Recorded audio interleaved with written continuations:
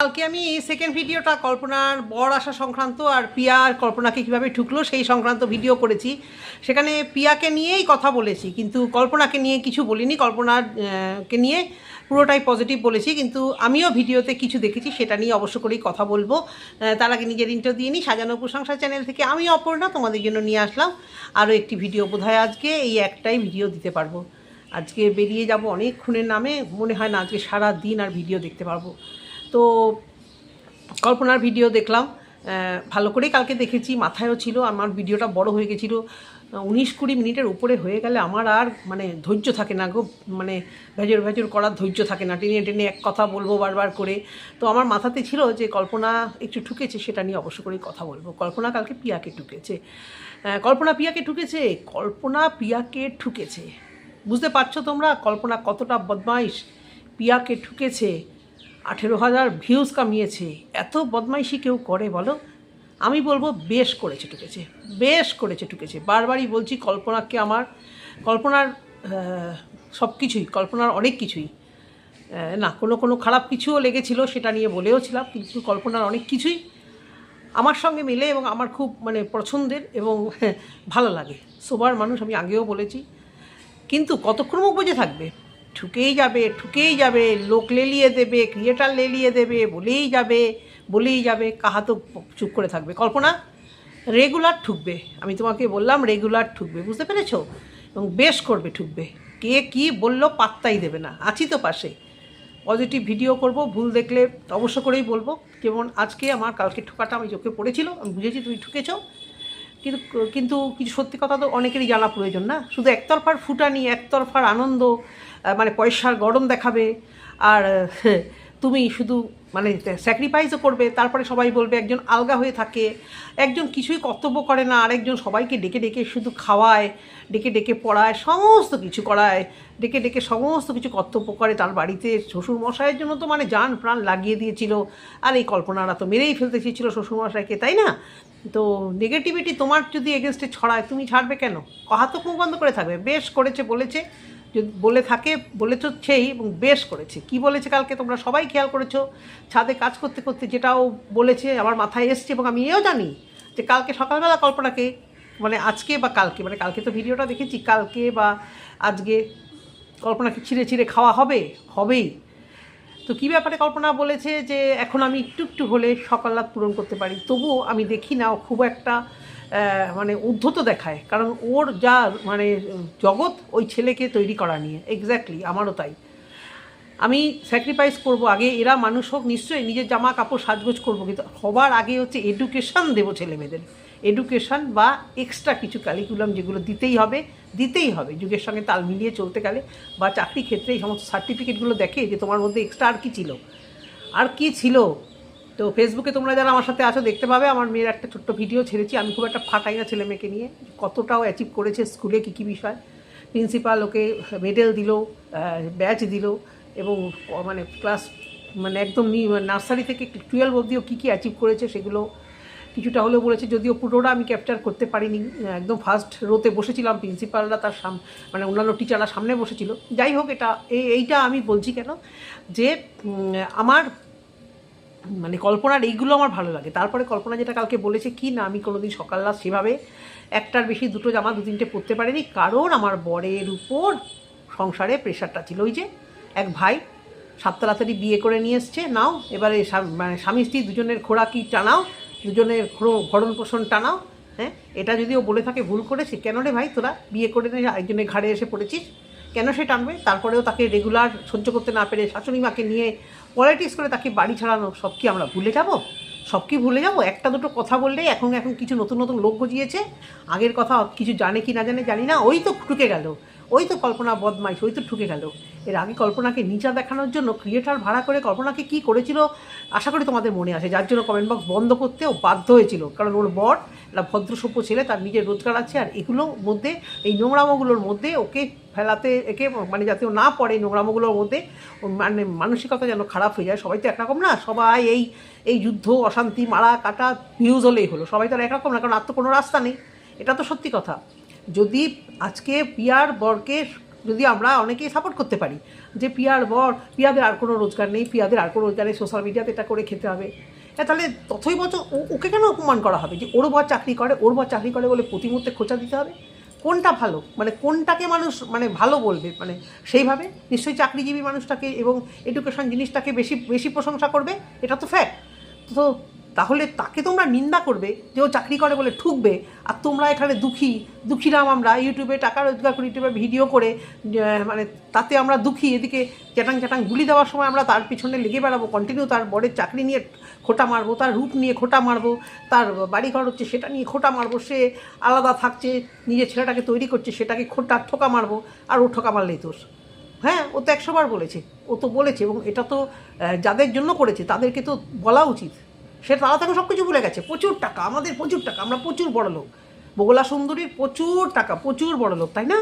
বগলা সুন্দরী কিন্তু আমরা কেউ কিন্তু নিয়ে নেগেটিভ ভিডিও করিনি, আমি তো করিনি। আমি পিয়াকে নিয়ে পিয়ার ভুলগুলো বলি, হ্যাঁ এই এতে বলে নেগেটিভ ভিডিও করা। যার যাকে ভালো লাগবে সে তাকে নিয়ে ভিডিও করবে, এটাই হচ্ছে কন্ট্রোভার্সির নিয়ম, কেউ পজিটিভ কেউ নেগেটিভ। হ্যাঁ, এখানে পিয়াকে নিয়ে নেগেটিভ ভিডিও করি, কিন্তু আমি কিন্তু ওই বগলা সুন্দরী মন্দিরে নিয়ে টেনের হিচড়ে ভিডিও করিনি, বুঝতে পেরেছো? তো জানি যে একটা মেয়ের এতে একটু হলেও মানে খারাপ লাগবে, কারণ সবাই জানবে, সবাই আলোচনা করবে, যেটা করছে এখনও করছে।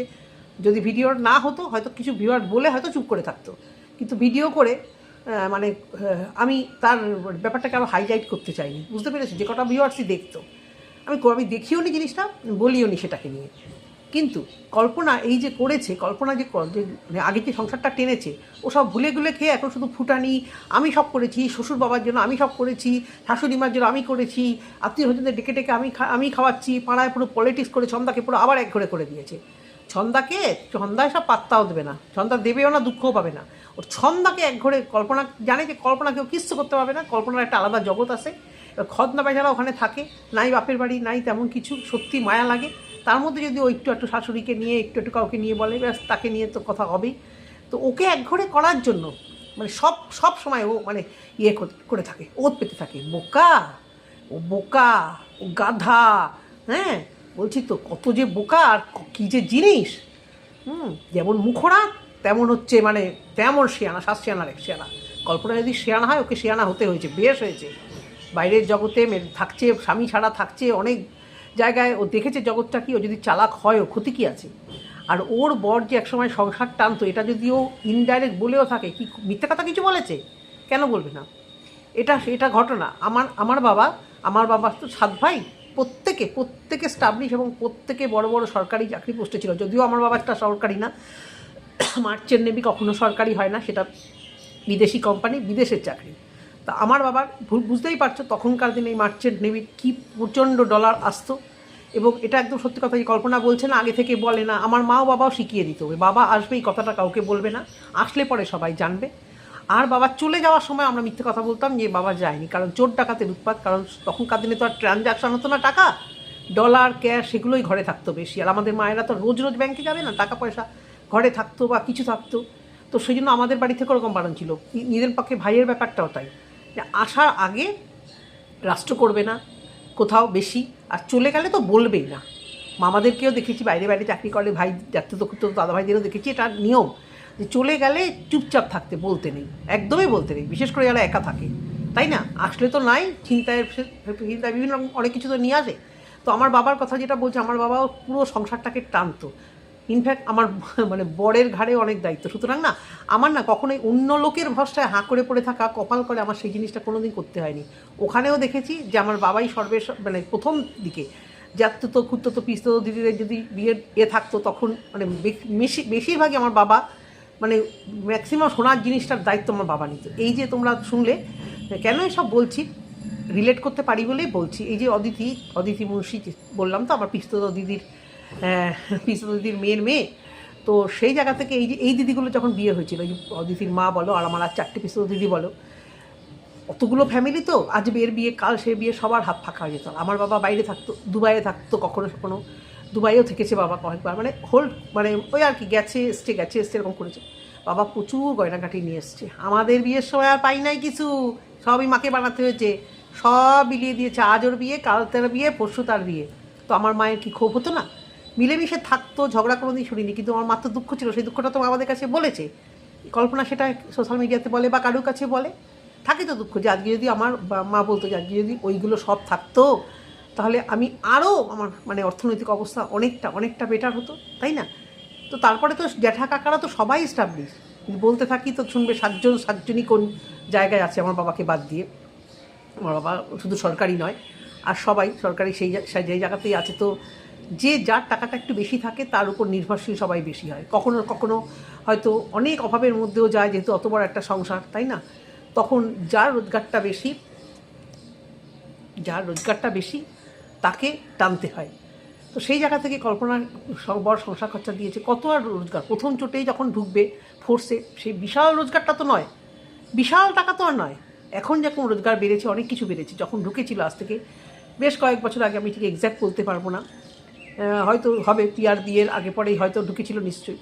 তখন তো বিশাল কিছু টাকা পেতো না, তার সঙ্গে এতগুলো পেট, এতগুলো খরচা। পিয়ার শাশুড়ি মা চাকরি করতো, সেই দিয়ে হতো। তা সে যদি এখন ভিডিওতে সেই কথাটা বলে যে এখন আমি এটা করতে পারছি, আগে আমি পারতাম না, একটুও কিছু বলতে পারবে না, তাহলেই ছেকে ধরবে। ছেকে ধরো না, ভালো কথা তো, বলো, কন্ট্রোভার্সি করো ওকে নিয়ে। কিন্তু আমি বলবো কল্পনা যেটা করেছে বেশ করেছে। এরপরে কল্পনা রান্না করতে করতে একটা কথা বলেছে, দুটো কথা নিয়েই বলেছে কল্পনা, যে আমি আমার তো কোনো হেল্প করার কেউ নেই।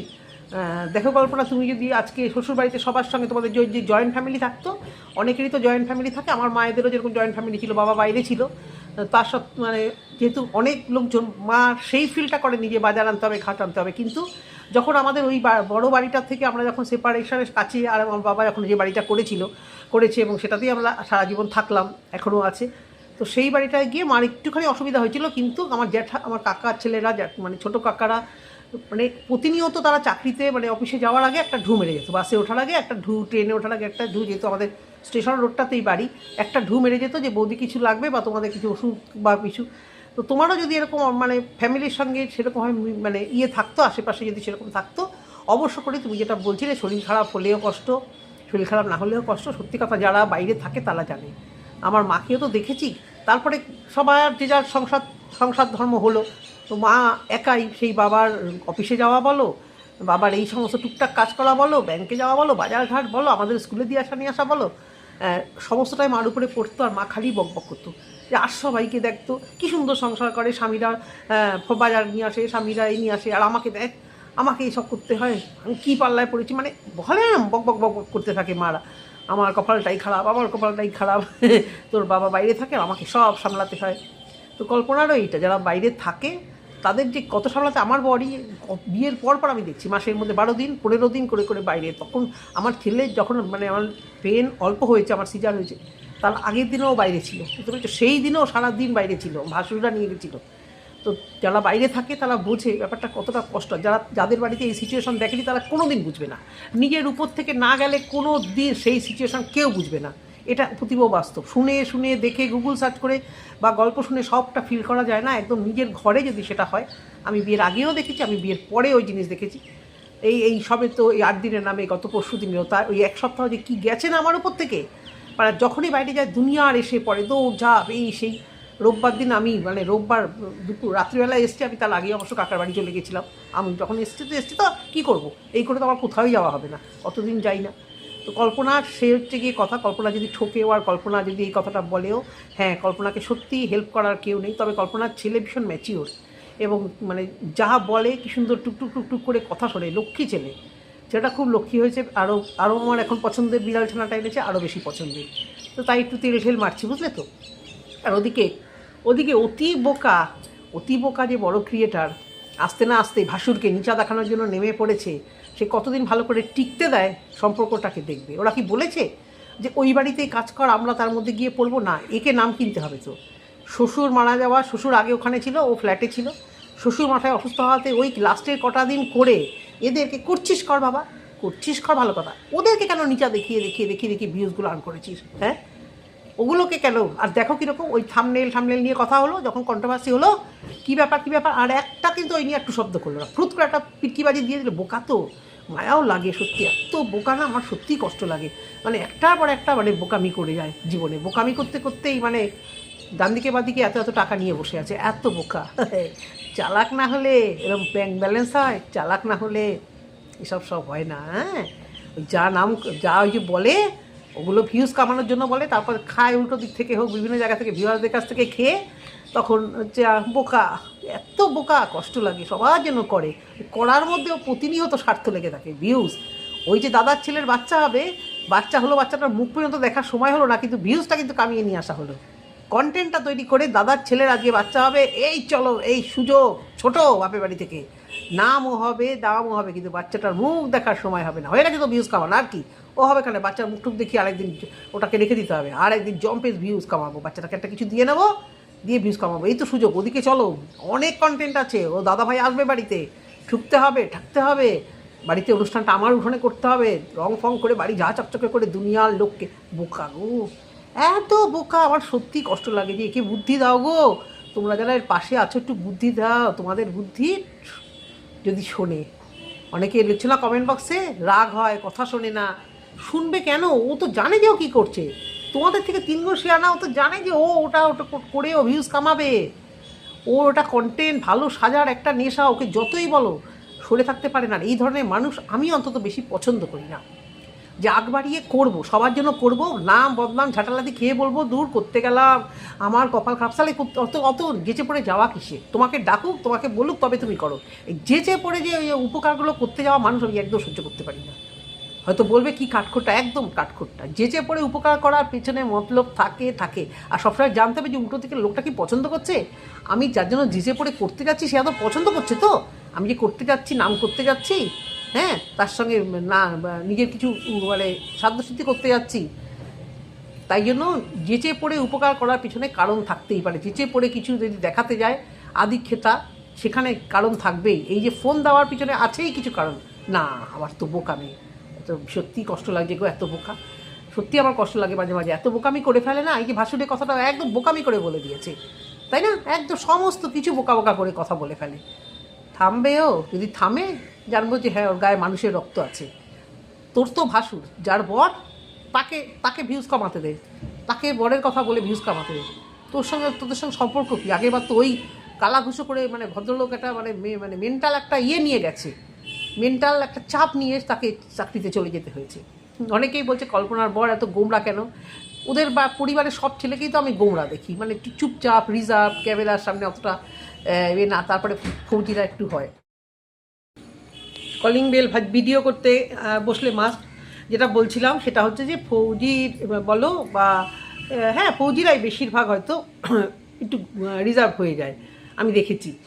আমার ভাই এত হাসি ঠাট্টা করতো, কিন্তু চাকরিতে যাওয়ার পর দেখতাম আমি আর্মিতে জয়েন করার পরে দেখতাম ও একটু চুপচাপ হয়ে গেছে, জানি না কেন। আর কালকে যেটা দেখেছো তোমরা, একটা জার্নি করে আসা, তো ফট করে ক্যামেরার সামনে আসবে, আর সবই তো জানে ওর মানে ভিডিও হয়তো দেখে, হয়তো কমেন্টগুলো চেক করে, যদিও কালকে চেক করা হয়েছিল। তো আমি কল্পনার বরকে বলছি, বিশ্ব ভাই, কালকের কমেন্ট বক্সগুলো চেক করা হয়েছিল তো, সমস্ত কিছু সুন্দর সুন্দর কমেন্ট দেখেছো তো, এটাই হচ্ছে, খুব সুন্দর সুন্দর কমেন্ট কালকে কল্পনার কাছে এসছে, এবং ভিডিওটা সবারই খুবই ভালো লেগেছে। তার সঙ্গে কল্পনার চেহারার যে গ্লেস, কল্পনা নিজেকে মেনটেন করে সুন্দর করে রেখেছে। মানসিক শান্তি থাকলে, মানসিক একটু ওরও ডিস্টার্ব, বাপের বাড়ি নিয়ে ডিস্টার্ব, তারপরেও এই যে একটা উৎফুল্ল, এই যে দেখো, এই যে বাচ্চা নিয়ে স্কুলে যাতায়াত করছে, এই যে একটা উৎফুল্ল, বন্ধুবান্ধব করছে, যতই টাকা থাকুক ভাই, প্রাণে মনে যদি এই উৎফুল্ল ব্যাপারটা না থাকে না, তুমি যতই ঘষো মাজো, তোমার ভিতর থেকে ক্লিয়ার আসবে না। ওই সারাক্ষণ ওই 4 দেওয়ালের মধ্যে ঘুটুর করা ইচ্ছে থাকলেই কিন্তু এরকম লাইফস্টাইল করা যায়। যাই না, আমি ছেলের স্কুলে যাই, 2-4 জনের সঙ্গে কথা বলি, একটু আউট নলেজ বাড়বে, একটু পড়াশোনা কী হচ্ছে, না, বড় বড় ব্লগারদেরও তো সময় কোথায়? ওই আল্লাহ নামে ছেলেকে দিয়েছি স্কুলে ভর্তি করে দিয়ে, আমরা বড় বড় ব্লগার, আমাদের যদি আবার কাছে কেউ চলে আসে, আবার যদি আমাদের কাছে গিয়ে কেউ ফটো তুলতে আসে, তাহলে তো আবার সময় হবে না। তার থেকে বরঞ্চ বাড়িতে বসে কাজটা দেখায়, তাতে যদি আরেকটু ভিউজ বেটার হয়। এরা বোঝে না, জানি না অন্যান্য ভিউয়ার তোমাদের কি ভালো লাগে, আমার কিন্তু বেশ ভালো লাগতো যদি দেখতাম এই বড় বড় ব্লগারগুলো কখনো কখনো তাদের স্কুলের বাচ্চাদের সামনে বাচ্চাদেরকে দিতে গেছে বা আনতে গেছে। এবার বলবে বাচ্চা ছোট, বাচ্চা বড়, ওসব বাহানা, ছোটো বাচ্চা নিয়েও অনেকে এই সমস্ত করে বেড়ায়। গাড়ি যখন আছে নিজস্ব, ইচ্ছে থাকলেই ওই ওই ওই ঘষা মাজা দুঃখী জীবন। তারপরেই আবার টাকা এসে গেলেই মানে টাকা প্রচুর টাকা প্রচুর তো যাই হোক, বোকা ক্রিয়েটারকে নিয়ে বেশি কিছু আর বলতে পারছি না। বোকা এবং সরল ক্রিয়েটার আর কল্পনা হচ্ছে মানে 7 শেয়াল আর 1 শেয়ালা ক্রিয়েটার। তো সেই জায়গা থেকে এবং সেই বোকা ক্রিয়েটারকে বলছি, দয়া করে আর এই সরলতা বোকামি করো না, হ্যাঁ, ভাসুরকে নিয়ে দয়া করে আর টাইটেল থাম্বনেলে দিয়ে ভিউজ কামিও না। দেখি তুমি কী ভিডিও দাও যতদিন ভাসুর আছে। দয়া করে অশান্তি করো না। ওরা যেখানে চাকরিতে থাকে, বারবারই বলা, একটা মানসিক চাপে ওরা থাকে, যেটা বোঝার ক্ষমতা তোমাদের কোনোদিনই হবে না।